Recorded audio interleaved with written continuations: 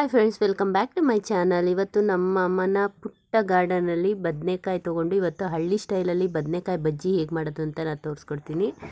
ಇಲ್ಲೇ ಫ್ರೆಶ್ಶಾಗಿ ಕಿತ್ಕೊಂಡು ಅಲ್ಲೇ ಮಾಡೋದು ಎಷ್ಟು ಚೆನ್ನಾಗಿರುತ್ತೆ ಅಲ್ಲ. ಟೇಸ್ಟು ಅಷ್ಟೇ ತುಂಬಾ ಚೆನ್ನಾಗಿರುತ್ತೆ. ನಾವು ತೊಗೊಂಡು ಬಂದು ಅಲ್ಲಿ ಸಿಟಿಲಿ ಕೊಂಡ್ಕೊಂಡು ಬಂದು ಮಾಡ್ತೀವಲ್ಲ, ಇದ್ರಷ್ಟು ಟೇಸ್ಟ್ ಅಷ್ಟು ಸಿಗೋಲ್ಲ. ಅಂದರೆ ಇದು ಒಲೆಯಲ್ಲಿ ಸುಟ್ಟು ಮಾಡೋ ಅಂಥದ್ದು. ನೋಡಿ, ಇಲ್ಲೇ ಸುಟ್ಕೊಂಡು ಎಲ್ಲ ಸ್ವಲ್ಪ ಕಲರ್ ಕಪ್ಪಾಗುತ್ತಲ್ಲ, ಆವಾಗ ಬೆಂದಿರುತ್ತೆ. ಅದನ್ನು ತೆಗೆದ್ಬಿಟ್ಟು ಎಲ್ಲ ಸಿಪ್ಪೆ ಎಲ್ಲ ನೀಟಾಗಿ ತೆಗಿಬೇಕು. ಅಂದರೆ ಫುಲ್ ಸುಟ್ಟಿರುತ್ತಲ್ಲ, ಸೊ ಅದಕ್ಕೆ ಮತ್ತೆ ಚಟ್ನಿ ಎಲ್ಲ ಮತ್ತೆ ಕಪ್ಪಾಗುತ್ತೆ. ಸೊ ನೀಟಾಗಿ ಎಲ್ಲ ತೆಗೆದ್ಬಿಟ್ಟು ಆಮೇಲೆ ಸ್ವಲ್ಪ ಉಪ್ಪು ಹಾಕ್ಕೊಂಡು ಹಸಿಮೆಣ್ಸಿಕಾಯಿ ಮತ್ತು ಬೆಳ್ಳುಳ್ಳಿನ ಎಣ್ಣೆಲಿ ಸ್ವಲ್ಪ ಹಾಗೆ ಹುರ್ಕೊಂಡು ಬಂದಿದ್ದೀನಿ. ಅದನ್ನ ಫಸ್ಟು ನಾವು ಜಜ್ಕೋಬೇಕು. ಅದಾದಮೇಲೆ ಏನು ಬಿಡಿಸಿಟ್ಟಿರ್ತೀವಲ್ಲ ಬದನೆಕಾಯಿ ಹಾಕ್ಕೊಂಡು, ಅದೇನು ಆಲ್ರೆಡಿ ಬೆಂದಿರುತ್ತಲ್ಲ, ಸುಟ್ಟಿರ್ತೀವಲ್ಲ, ಸೊ ಸ್ವಲ್ಪ ಇದು ಮಾಡಿದ್ರೆ ಸಾಕು, ಜಜ್ಕೊಂಡ್ರೆ ಚಟ್ನಿ ರೆಡಿ ಆಗುತ್ತೆ. ಆಮೇಲೆ ಅದನ್ನು ಒಂದು ಬಾಣಲೆಗೆ ಹಾಕ್ಕೊಂಡು ಆಮೇಲೆ ಸ್ವಲ್ಪ ಗಟ್ಟಿ ಮೊಸರು ಏನಿರುತ್ತಲ್ಲ ಅದನ್ನ ಹಾಕ್ಕೊಂಡು ಕಲಿಸ್ಬಿಟ್ರೆ ಬಜ್ಜಿ ರೆಡಿ ಆಯಿತು. ತುಂಬಾ ಚೆನ್ನಾಗಿರುತ್ತೆ.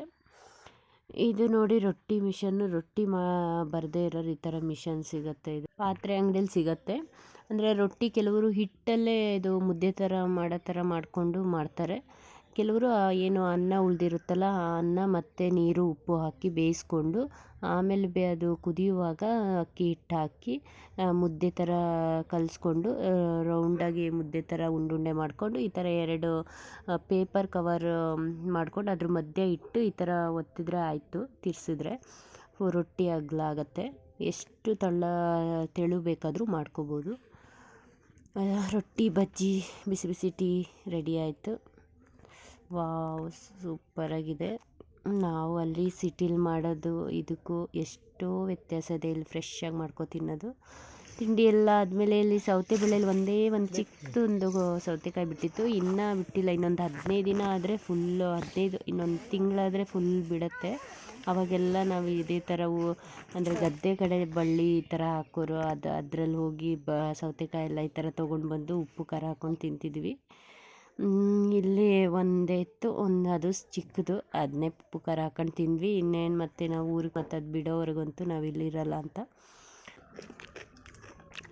ಚೋಟಿ ಮಧ್ಯಾಹ್ನದ ಊಟಕ್ಕೆ ರೈಸು ಮತ್ತು ರಸಮ್ಮು ಮಾಡಿದಾರಮ್ಮ. ಅದ್ರ ಜೊತೆ ಇದು ಬೀನ್ಸ್ ಪಲ್ಯ ಮಾಡಿದರೆ ಚೆನ್ನಾಗಾಗುತ್ತೆ ಅಂತ ಎಲ್ಲ ನಾನು ಬಿಡಿಸ್ಕೊಳ್ತಾ ಇದ್ದೆ. ಬೀನ್ಸು ತುಂಬ ಜಾಸ್ತಿನೇ ಇದ್ವು. ಅಂದರೆ ಎಲ್ಲ ನಮಗೆ ಎಷ್ಟು ಬೇಕೋ ಇವತ್ತು ಅಷ್ಟೇ ತೊಗೊಂಡೆ. ಇಷ್ಟು ಸಿಕ್ಕಿದೆ ನೋಡಿ, ಎಷ್ಟಿದೆ. ಅಮ್ಮ ಪಲ್ಯ ಮಾಡಿದ್ರು. ಬ್ಲಾಗ್ನ ಇಲ್ಲೇ ಎಂಡ್ ಮಾಡ್ತಾಯಿದ್ದೀನಿ. ಇನ್ನು ನಾನು ನಿಮಗೆ ನೆಕ್ಸ್ಟ್ ಬ್ಲಾಗಲ್ಲಿ ಸಿಗ್ತೀನಿ. ಅಲ್ಲಿವರೆಗೂ ನಮಸ್ಕಾರ. Thank you for watching.